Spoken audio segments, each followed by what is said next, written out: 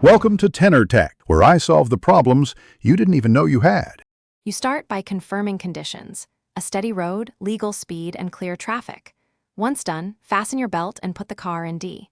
Accelerate to the speed you want. Make sure it is above the minimum speed required for cruise. Press the cruise on control, then press SET while holding that steady speed.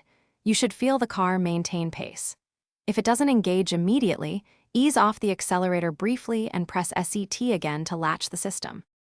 Once cruise is active, you control speed with the plus and minus switches.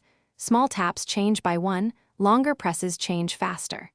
If traffic requires, press cancel or tap the brake to disengage temporarily.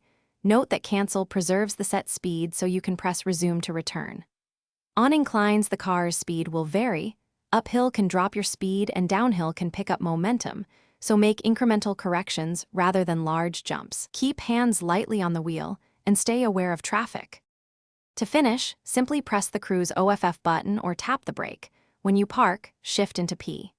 If you want the same speed again, press resume once conditions are safe. Make sure you disengage before complex maneuvers or heavy traffic so you retain full control. If the system refuses to engage, check that you are above the minimum speed, inspect the cruise fuse and related sensors, and verify no dashboard warnings are active. Addressing those common faults usually restores normal operation. Thanks for watching. Subscribe to keep your life in tune.